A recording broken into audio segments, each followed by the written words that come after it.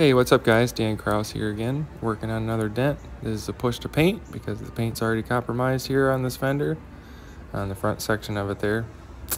But I'll just jump right into it here.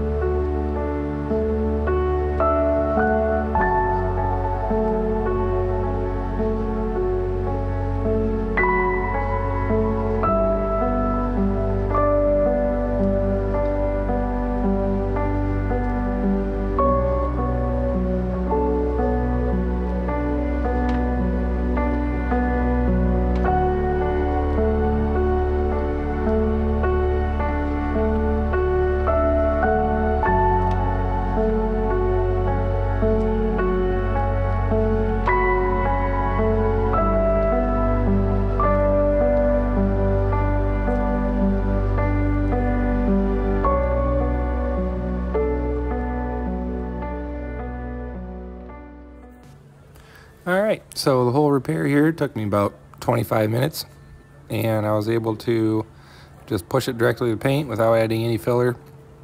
And yeah, I was pretty pleased about this.